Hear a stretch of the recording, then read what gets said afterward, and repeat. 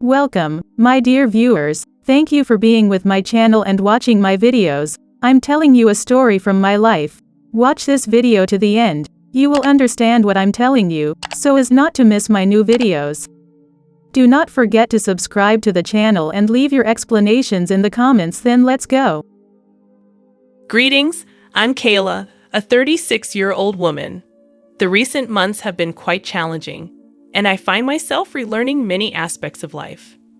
My current situation is a result of my husband Tom's actions, but fortunately, I've been spared further pain thanks to the kindness of someone who actively looked out for me. Before delving deeper into the story, let me introduce you to the key characters. First and foremost is my younger sister, Maya, who is 6 years my junior. Growing up, we had our struggles, largely due to the contrast in our personalities. I was the classic nerd, and she, a popular diva. Despite my mother's efforts to ease the tensions, our relationship only improved after I moved out for college. While we weren't exceptionally close, our communication improved, and I was content with that. Next up is my ex-husband Tom. We crossed paths at work, quickly clicked, and dated for 3 years before tying the knot. Together, we bought our first house, with the mortgage and deed in my name since I was the main breadwinner. After 2 years of marriage, Tom expressed the desire to start a family, and despite my initial reservations, I eventually agreed. We had a son and 3 years later, a daughter. However, the dynamic changed as Tom's involvement decreased, and I found myself responsible for everything at home. Following our first child's arrival, Tom insisted that I stop working due to his promotion, which surpassed my income. Although reluctant, I accepted this new reality. To combat boredom, I took up a new hobby, hosting dinners. I frequently invited my mom, sister, and mother-in-law Megan when she was in town. Despite the challenges, I found comfort in spending time with my family. Tom and I were navigating our way through this altered reality, doing okay for the time being. I've been grappling with trauma since the birth of our second child, an experience that almost cost me my life. While I initially believed everything was fine in our relationship, a shocking discovery shattered that illusion. While cleaning the house, particularly our room, I stumbled upon a pair of panties that were undeniably not mine. My heart sank, and the only question echoing in my mind was whether I wasn't enough for him. Despite my altered behavior stemming from the challenges of childbirth and ongoing therapy, I hadn't fathomed that Tom could be cheating on me. Once the initial shock subsided, anger and betrayal consumed me. Determined to uncover the truth, I confronted Tom by sending him a picture of the found underwear and inquiring about their origin. Simultaneously, I delved into his laptop, accessing his social media accounts and scrutinizing every chat. Initially, I found no evidence of any unfamiliar women, intensifying my confusion.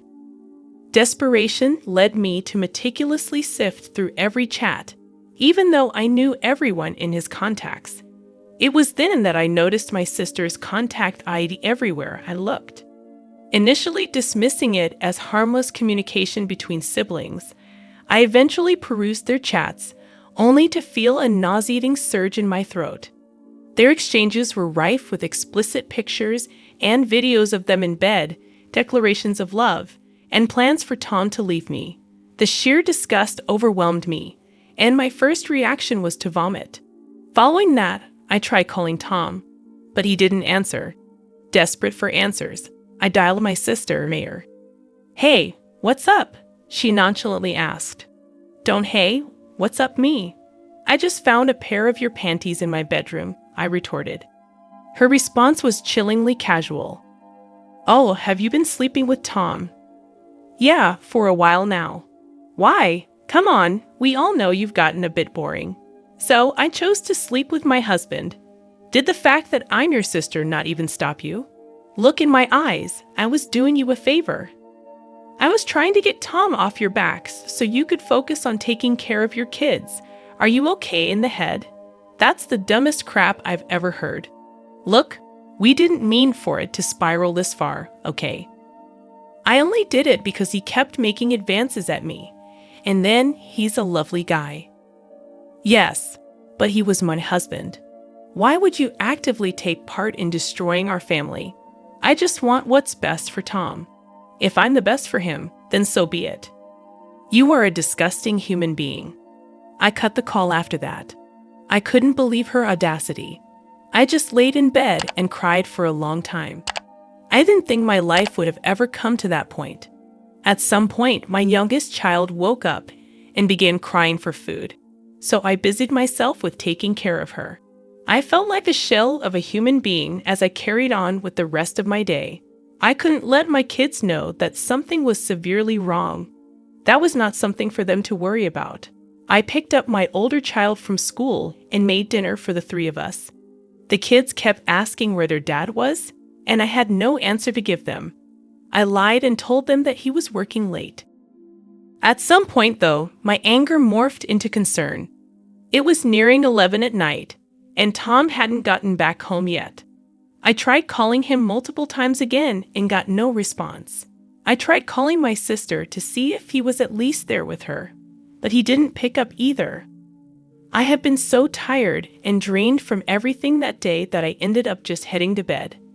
I desperately hoped that when I woke up, everything that happened that day would have been a bad dream. If that day was a bad dream, it only got worse the next morning. When I woke up, I immediately felt like something about the room was off. I looked around and realized that there was not a thing that belonged to Tom in the room. I hurriedly looked through the cupboards and drawers, and all his clothes and knickknacks were gone. I searched the house, and almost all his things, except for really non-consequential or important items, were gone. I couldn't believe it. Like a coward, Tom had just left me instead of even trying to communicate with me. He must have come back home very, very late at night while I was asleep and silently packed all his things up. I didn't know what to do or feel. All I knew was that my kids needed to be taken care of first, and then I could deal with everything else. I woke up, bathed, and fed my kids before dropping the oldest at school and then going to my mom's place with the youngest. My mom could tell something was up with me because I was being vacant. All that was going through my head was how I was going to possibly raise 2 kids on my own. Whenever I snapped back to reality, I realized that I also had to be the one who broke the news to my mother about my sister and husband. Eventually, my mom couldn't hold herself back anymore and asked me what was wrong. Okay, I've put up with your weird silence for long enough. What's wrong? I don't know how to tell you this. Why don't you try and start from the beginning? Well, I found out that Tom has been cheating on me for a while now. What? What do you mean? Yeah, I found a pair of underwear that wasn't mine, and I texted him asking him who it was. Well, he decided not to respond and instead just left me. Left me. What do you mean by gone? You didn't stop him. I didn't even know when he came back home. I drifted off to sleep around 12 o'clock a.m., and upon waking up, I realized the house no longer held any traces of him. Oh my God, my poor girl. I'm so sorry this happened to you. Yeah, well, it gets worse. Oh no, what is it? Do you want to know who Tom cheated on me with? You mean you know who he cheated on you with? Oh yeah, I went snooping through his things to find out. I would never have accepted that behavior under usual circumstances, but this one's different. So, who is it, Mayor? Excuse me? What? Are you serious? Yep, my husband has been cheating on me with my own sister. I called her to ask her about it, and she seemed nonchalant. She just told me that they were in love with each other and she wanted what was best for him. She believed she was the best for him, so she was going to keep being with him. What in the world are you saying? Oh my God, what has Maya done? I don't even know how I'm going to survive. I have 2 kids to raise, and I have to find a job too. Look, why don't you just get some rest while I process what you just told me? I'll be here to help you out, okay? Yeah, okay. Thanks, Mom. I had been numbed by everything that had happened, so it was relatively easier to tell my mom about everything. I ended up going to sleep while my mom took care of my youngest. When I woke up, I heard my baby crying and my mom yelling. I hurried out of the room to comfort my child and saw my mother on the phone. She looked mad. She hung up the phone a couple of seconds later and looked surprised to see me standing there. She apologized for the noise and didn't elaborate any further, but I knew that she had been giving Mayor a piece of her mind. Over the next few days, Mom came to stay with us because it was easier to have one person move in than three. Mayor kept trying to contact her mom, but she asked me to block Mayor. It was really nice to have someone validate my emotions when all I felt was alone. I found out through a couple of mutual friends that Tom and Mayor had gotten married. They reached out to me, concerned and confused. I had to humiliatingly explain things to them, but they were all thankfully comforting. All of them blocked both Tom and Mayor and refused to associate with them. But from what I found out, both of them got married the day after Tom abandoned the kids and me. That stung like crazy to find out, but I shouldn't have not expected that from both of them. When I told my mom about it, she was even more furious. If there's one thing you should know about my mom, it's that she's a very mild-tempered woman, and it generally takes a lot to get her angry. So it was really surprising to see her get so furious and upset with my sister. It was also great to have my mom's support financially. She was in no way obligated to help me out, but she really did do her best for the three of us. She helped me get a couple of job interviews too, because I really wanted to contribute to the family since Tom wasn't there to stop me anymore. Taking care of the kids was easy, but when they asked questions about Tom, I had to fight to not break down. Still, we made it through. A week had passed when I received the letter. The letter was sent from Tom, and I wanted nothing to do with it. I thought that the letter was some type of apology, so I didn't want to read it. I was done with him, and a week was way too long to try and make amends, aside from the fact that he literally displayed the biggest act of cowardice. I witnessed the most cowardly act I have ever seen, as Tom quietly ran away from his family. In response, I did the next best thing I could think of. I burned the letter he sent. However, curiosity got the better of me, and I sometimes found myself wishing I had read it before burning it. Yet, I reminded myself that nothing he could have said would change my view of him and his actions. The next day, my mom and I planned a trip to the fair with the kids. It was a great time, bringing some much-needed joy after the bleak reality I had been living. Finally, I could enjoy myself, and I laughed for the first time in what felt like a long while. That night, my mom and I distressed over a bottle of wine, during which I shared the story of the letter. So last night, something came in the mail for me. Oh, what was it? It was a letter from Tom. What? What did it say? I don't know. What do you mean? You opened it, right?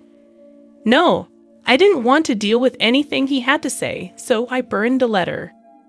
You burned the letter, Kayla. What if they were official divorce papers? The envelope didn't look legal whatsoever. I know it wasn't that. Well, all right, if you say so. What do you think was in it? I don't know. Maybe a half-hearted apology or even a request to return the last remaining things. I wouldn't put it past him to do that. How are you feeling about this whole thing now? Today was definitely a good day. It's hard, especially when the kids keep asking me where their dad is. I guess it gets better as the days go by, but only marginally better. As long as it's getting better, I'm always going to be here for you. And just so you know, I'm working on disowning your sister. Everything I have will go to you and the kids. Oh, Mom, that means a lot to me, but are you sure you want to do that? Mayor is still your daughter. I know you girls have had your differences growing up, but to do this when both of you are well into adulthood and be so unapologetic about it is unforgivable. I raised both of you better than this, and Mayor clearly did not care for it, so she's no longer my daughter. Obviously, I would have been upset if Mom's mind changed so easily when I asked her if I was sure. But I knew that Mayor was still a baby that she had birthed, I mean, I could never imagine how hard it must have been for my mom to do that, because I could never imagine doing that to my kids. It only made me even more grateful to have someone so supportive of me with me. Another 3 days passed, and I received an unexpected knock on the door. It was strange because I had not been expecting any guests, and aside from my mother, who was at work, there was no one who ever came over. Cautiously, I opened the door slightly and saw two gentlemen standing in black suits. I asked them who they were, and they informed me that they were lawyers who had come to deliver something to me. They handed me a note and then a check, written out to me for a whopping $750,000. My jaw fell to the floor when I saw the amount, and I tried to tell the lawyers that there must have been a grave mistake. However, they assured me there wasn't and urged me to read the note. The first lines on the note were, "Thank you for saving me." As the note continued, I realized that this money was from my mother-in-law, Megan. In her letter, she explained that she had been in town 3 days ago and stopped by our place to visit. However, no one was home, so she called Tom. He tried to make a big show about entering the house, but his keys wouldn't work. I promptly had the locks changed after he left. The letter continued with Megan explaining that she sensed something was off due to Tom's peculiar behavior. She compelled him to confess, and upon learning the truth, she was disgusted by his actions, although she felt remorseful for the ordeal I had endured. Megan wanted to assure me that all her inheritance would be directed towards me and her grandkids.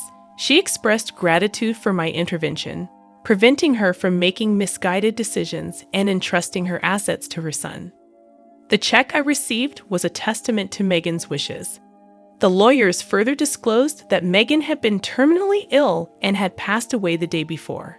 She explicitly desired that I receive the money promptly, ensuring her daughter-in-law and grandkids were well looked after. Tears welled up in my eyes, both for Megan's generosity and the loss of an extraordinary woman. She had always stood for what was right, a quality that had intimidated Tom but comforted me. Megan remained true to her word, supporting me until the very end of her life. A few days later, I received a call from Tom.